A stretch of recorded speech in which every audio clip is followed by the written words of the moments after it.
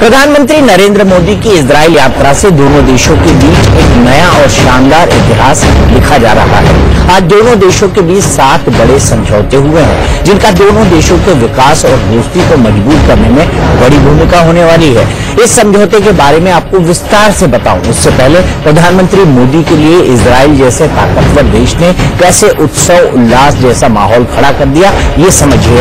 Israel के प्रधानमंत्री ने अपनी 3 दिन का हर काम रोक दिया और मोदी के हर एंगेजमेंट में वे उनके साथ हैं। वे भारत के साथ दोस्ती को लेकर गदगद है और मोदी भी उतनी ही गर्मजोशी से जवाब दे रहे हैं। बस थोड़ी देर के लिए दोनों प्रधानमंत्रियों को देखिए और सुनिए, आपको साफ समझ आ जाएगा कि ऐसा याराना पहले कभी नहीं देखा। तेरे जैसा यार जहां याराना याद करेगी दुनिया तेरा मेरा अफसाना। एयरपोर्ट पर 10 मिनट दोस्त प्रधानमंत्री का इंतजार। המשמר ידגל את נשקו. דגל, צ'ק!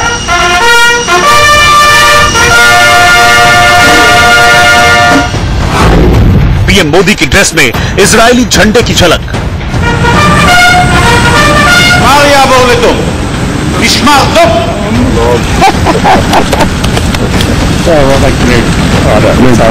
Great day, historic day. Welcome, my friend. Israel में पीएम मोदी की अद्भुत अगवानी। आपका स्वागत है मेरे दोस्त।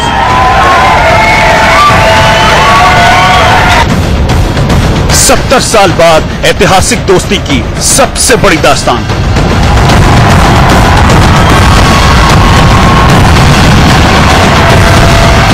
What a great day. The first day of historic journey. Your visit, my friend Prime Minister Modi, to Israel. You are making history. We're making history together. Friends, I'm honored to be in Israel on this extraordinary visit.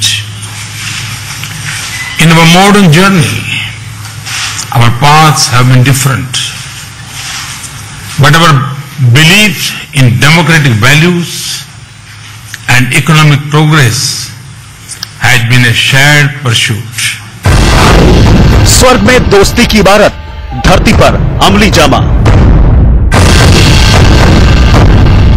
India and Israel are changing our world and maybe changing parts of the world, because this is a cooperation, it's a marriage really made in heaven, but we're implementing it here on earth. This visit is an occasion to rejuvenate the bonds of our friendship. कूटनीतिक जमाने में दुनिया का सबसे बड़ा याराना। Almost 30 years ago, I went on a date in Tel Aviv in an Indian restaurant and produced 2 fine children. The food was great. So yesterday, I asked Rina Pushkarna, who was the owner of that restaurant, to prepare this dinner for this date.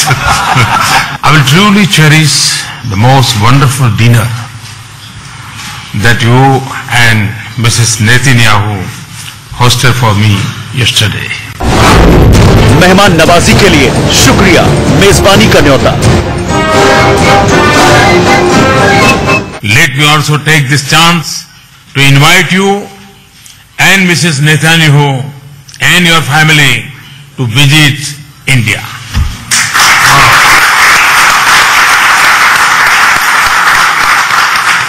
I again thank you for your warm welcome and hospitality. Thank you. Thank you very much. Shalom. Thank you, and I accept.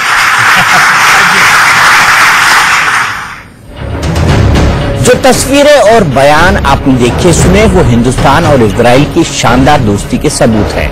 अब जो कुछ मैं आपको दिखाने जा रहा हूं, वो दोनों देशों के प्रधानमंत्रियों की गर्मजोशी, जज्बे और दुनिया में मिलकर दोस्ती की बेहतरीन मिसाल खड़ी करने की गवाही दे रहे हैं। המשמר ידגל את נשקו. דגל! ये तस्वीरें उस वक्त की हैं जब पीएम मोदी का प्लेन तेल अवीव एयरपोर्ट पर उतरा। एयरपोर्ट पर प्रोटोकॉल तोड़कर खुद पीएम बेंजामिन नेतन्याहू स्वागत के लिए खड़े थे। इजराइल में दो ही लोगों को विशेष सम्मान मिलता रहा है, एक अमेरिका के राष्ट्रपति और दूसरा पोप को। इस लिस्ट में इजराइल के इतिहास में पहली बार कोई जुड़ा है और वो है नरेंद्र मोदी। विमान के लैंड होने के बाद पीएम मोदी करीब 10 मिनट तक प्लेन से बाहर निकले और इस दौरान बेंजामिन नेतन्याहू उनका इंतजार करते रहे। आप देख सकते हैं जैसे ही पीएम प्लेन से नीचे उतरे, नेतन्याहू ने उनका गर्मजोशी से स्वागत किया। हाथ मिलाने के बाद दोनों पीएम मुस्कुराते हुए गले मिले।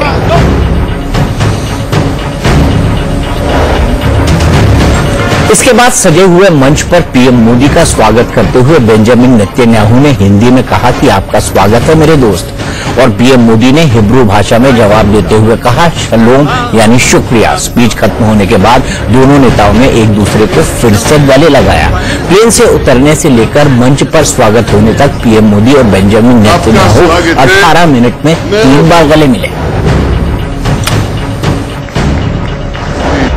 Welcome to Israel. आपका स्वागत है मेरे दोस्त। We receive you with open arms. We love India. It is my singular honor to be the first ever Prime Minister of India to undertake this groundbreaking visit to Israel. अगर Israel के प्रधानमंत्री पर मोदी का जादू दिख रहा है तो प्रधानमंत्री मोदी भी इजराइल के रंग में रंगे हुए हैं और ये देखने को मिल भी रहा है।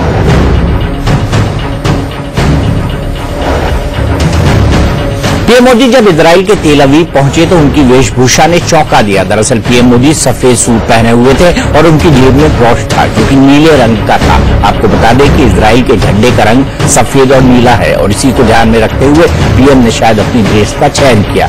सिर्फ एयरपोर्ट पर भी नहीं, उसके बाद भी मोदी अपने जेब में नीले रंग का ब्रॉश रखे रहे।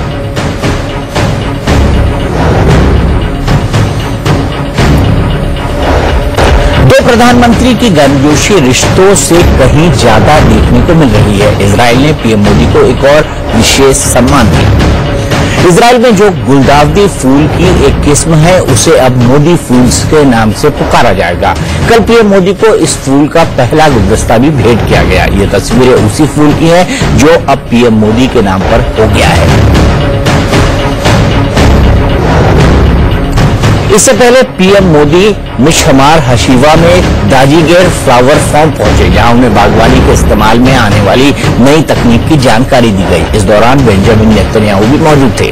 पीएम मोदी ने यहां 10 मिनट से ज्यादा देर तक रुके और इस फार्म की स्थापना साल 1953 में की गई थी, जो यरूशलेम से 56 किलोमीटर दूर है।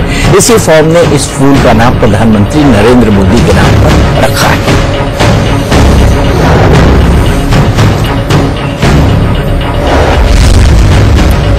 प्रधानमंत्री नरेंद्र मोदी के इजराइल दौरे पर इजरायली प्रधानमंत्री बेंजामिन नेतन्याहू साए की तरह मौजूद है। एयरपोर्ट पर आगवानी से लेकर हर वक्त पीएम मोदी के साथ नेतन्याहू दिख रहे हैं।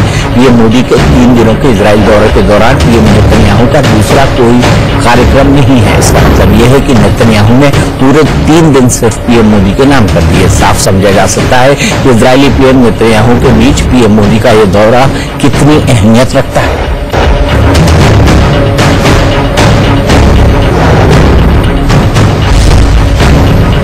बेंजामिन नेतन्याहू ने पीएम मोदी को कल प्राइवेट डिनर भी दिया। इस दौरान मोदी, बेंजामिन और उनकी पत्नी मौजूद थी। पीएम मोदी ने आज संयुक्त संबोधन में इसका जिक्र भी किया।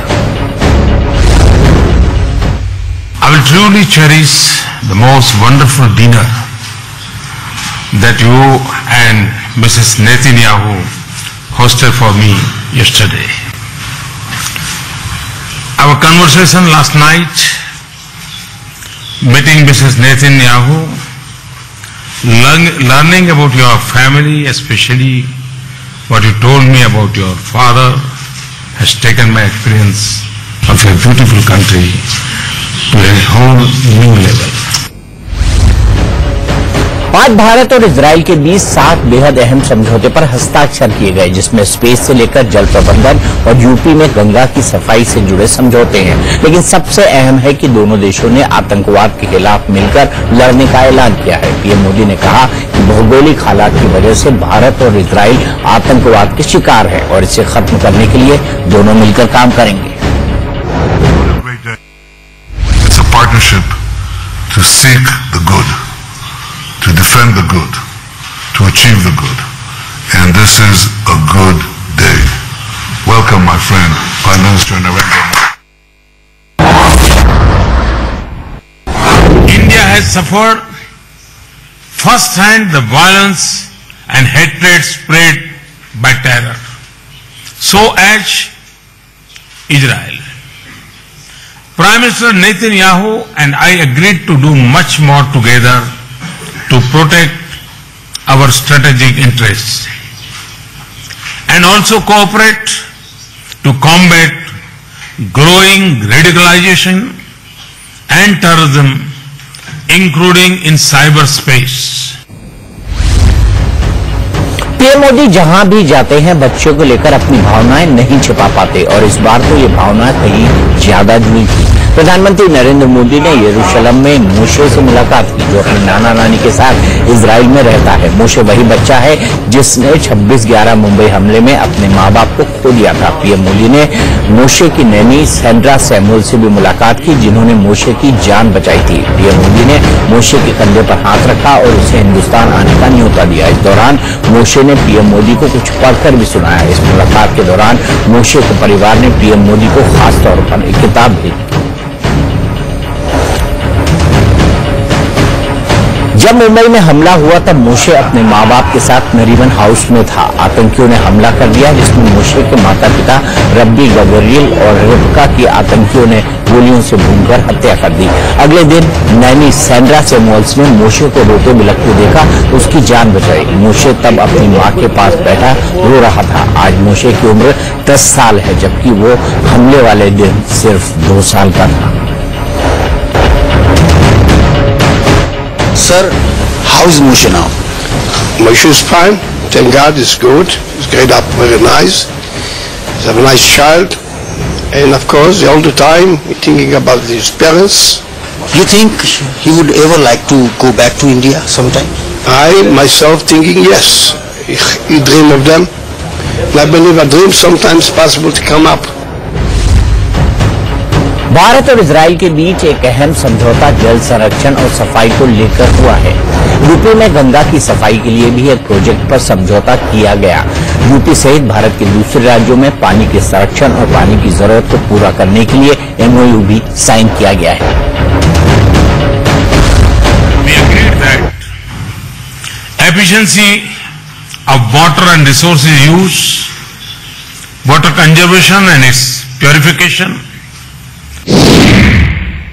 उत्तर प्रदेश को इस पद्धति से जो पानी का संरक्षण नहीं होता, पानी नहीं रहता था, अब ये टपक पद्धति है, इसको माइक्रो इरिगेशन जो करेंगे, उसी पद्धति पर हम लोग भी उसका अध्ययन, माननीय मोदी जी गए हैं, अब हम लोग भी अध्ययन करने जाएंगे ताकि उस योजना को उत्तर प्रदेश में पूरी तरीके से लाभान्वित किया जाए। इजराइल में पानी के स्रोत बहुत ज्यादा नहीं है, इसलिए वो अपने यहाँ मौजूदा पानी की एक बूंद का इस्तेमाल करता है। इजराइल के बारे में मशहूर है कि वो कचरे से भी पानी निकालकर उसके इस्तेमाल लायक बना सकता है। जल संरक्षण में इजराइल की टेक्नोलॉजी पूरी दुनिया में बेजोड़ है। इजराइल ने 1997 में ही समंदर के खारे पानी को भी पीने लायक बनाने की तकनीक ढूंढ ली थी। 2014 तक इजराइल ने अपनी पेयजल जरूरत को 35% हिस्सा समंदर के पानी से पूरा करना शुरू कर दिया और उम्मीद है कि 2050 तक इजराइल में 70% वाटर सप्लाई समंदर के पानी को शुद्ध बनाकर होने लगेगी। इजराइल की जल संरक्षण तकनीक भारत में आने का सबसे बड़ा फायदा उन इलाकों को होगा जहां पानी तो है लेकिन पीने लायक नहीं। भारत और इजराइल के बीच अंतरिक्ष के क्षेत्र में बड़ा समझौता हुआ है। OFEK रडार को लेकर दोनों देशों के बीच समझौता हुआ। OFEK एक high resolution synthetic approach radar है जो जमीन पर छोटे से छोटे मूवमेंट की हाई रिजोल्यूशन तस्वीरें और वीडियो तैयार करता है। इसको जूम करने पर इंसान की शक्ल भी पहचानी जा सकती है। ये रडार सीमा पर घुसपैठ और दुश्मन सेना के मूवमेंट पर नजर रखने में बेहद कारगर है। इजराइल का एरोस्पेस भारत के इसरो को इस रडार की तकनीक देगा। इस तकनीक से भारत को बॉर्डर पर सर्विलांस में जबरदस्त मदद मिलेगी। इसके अलावा इजराइल भारत को साइबर फ्रॉड रोकने के लिए एक नई तकनीक देगा। दोनों देश सैटेलाइट तकनीक में पहले से सहयोग कर रहे हैं। अब भारत और इजराइल अंतरिक्ष में सैटेलाइट का इस्तेमाल बेहतर तकनीक के साथ मिलकर काम करने को करेंगे। स्पेस टेक्नोलॉजी के क्षेत्र में भारत और इजराइल की दोस्ती पहले से है। भारतीय अंतरिक्ष अनुसंधान संगठन यानी इसरो के पूर्व प्रमुख के कस्तूरीरंगन 2003 में इजराइल गए थे और उसी के बाद इजराइल की स्पेस एजेंसी के साथ इसरो की पार्टनरशिप परवान चढ़ी। हाल ही में इसमें PSLV के जरिए इजराइल ने अपने नैनो रिसर्च सैटेलाइट लॉन्च किए। इससे पहले इसरो के जरिए ही इजराइल ने अपना मिलिट्री सैटेलाइट लॉन्च किया था। स्पेस टेक्नोलॉजी में भारत और इजराइल ने अब और ज्यादा बड़ी हिस्सेदारी का समझौता किया है जो दोनों देशों के लिए बेहद फायदेमंद होगा। इजराइल सैटेलाइट बनाने में माहिर और भारत का इसरो सैटेलाइट को सही ठिकाने तक पहुंचाने में बेजोड़ है। भारत इजराइल के बीच जो 7 समझौते हुए हैं उसमें कृषि पर विशेष जोर दिया गया है। कृषि के लिहाज से भारत के लिए इजराइल की ड्रिप इरिगेशन टेक्नोलॉजी बहुत कारगर साबित हो सकती है। इसी टेक्नोलॉजी के जरिए इजराइल रेतीली जमीन में भी बेहतर फसल पैदा करता है। इसकी एक झलक आपको दिखाते हैं। यरूशलेम के नेशनल पार्क में खड़ा हूं और आपको यहां पर मैं एक छोटा सा डेमो देने जा रहा हूं कि कैसे ये ड्रिप वाटर तकनीक ने बदल दिए हैं खेती के आयाम। आप देखिए यहाँ पर आपके सामने कुछ नए पौधे लगाए गए हैं, बहुत छोटे पौधे हैं फिलहाल ये, लेकिन अगर इस बंजर जमीन को देखें आप, यहाँ पर आप देख सकते हैं एकदम सूखी बेजान जमीन है। अगर इसको यहाँ पर पौधे उगाने हो तो बहुत सारा पानी चाहिएगा, लेकिन अगर मैं पानी कुछ इस तरह विभाजित करूं कि छेद से बस वहां गिरे जहां पौधे को जरूरत है, उतने भर जमीन गीली रहे, जैसे आप यहाँ देख सकते हैं, जैसे आप वहां देख सकते हैं और जैसे आप यहाँ देख सकते हैं। यहाँ का पौधा हालांकि सूख गया है, लेकिन तो इस तरह से जो पानी है वो उसकी बहुत बचत होती है। और आपको बता दूं कि जो यहाँ पर जितना भी जो पानी है जो कि मल मूत्र से निकलता है, जो कि गंदा हो जाता है पानी, उसको करीब करीब 95% तक वापस ट्रीट किया जाता है और ट्रीट करने के बाद उस पानी को बाकायदा यहाँ पर सिंचाई के लिए इस्तेमाल किया जाता है। यानी पानी की वेस्टेज यहाँ पर बिल्कुल ना के बराबर है। और यहाँ पर मैं आपको ऐसे पानी के टैप भी दिखाऊंगा जहाँ पर आप पानी पी सकते हैं, लेकिन आप देखेंगे कि वहां पर आप एक बूंद पानी का चाहकर भी आप खराब नहीं कर सकते, वेस्ट नहीं कर सकते हैं, क्योंकि तकनीक ही ऐसी बनाई है। तो जो देश पानी की कीमत समझता है, कहते हैं वो जीवन की कीमत समझता है, और जो जीवन की कीमत समझता है वही सर उठाकर चल भी सकता है, सर उठाकर जीने का अधिकार भी वही रखता है। मेरे सहयोगी संजीत कुमार के साथ यरूशलेम, Ravi Sharma, India news. Israel रक्षा क्षेत्र में भारत के सबसे बड़े मददगार देशों में शुमार है। हालांकि दोनों देश अपने रक्षा समझौतों का ढिंडोरा पीटने से बचते रहे। Stockholm International Peace Research Institute के मुताबिक इजराइल के लिए भारत सबसे बड़े हथियार खरीदारों में से एक है। इजराइल भारत के लिए तीसरा सबसे बड़ा हथियारों का जरिया है। दोनों देशों के बीच सहयोग की शुरुआती संकेत 1962 में भारत चीन युद्ध के दौरान देखने को मिले। तब इजराइल ने भारत को सैन्य सहायता प्रदान की थी। इजराइल ने पाकिस्तान के साथ 2 युद्धों के दौरान भी भारत की सहायता की थी।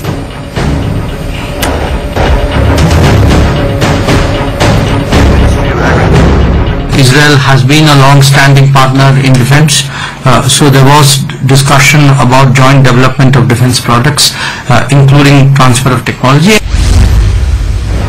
पीएम मोदी और इजरायली पीएम नेतन्याहू की दोस्ती कूटनीतिक और सामरिक स्तर से ऊपर उठकर है। नेतन्याहू अपने संबोधन में हर बार पीएम मोदी को दोस्त कहकर बुलाते रहे। दूसरी तरफ पीएम मोदी भी नेतन्याहू की शानदार मेजबानी से गदगद है। उन्होंने नेतन्याहू को भारत आने का न्योता दिया तो नेतन्याहू ने भी इस न्योते को फौरन मंजूर कर लिया। Let me also take this chance to invite you and Mrs. Netanyahu and your family to visit India.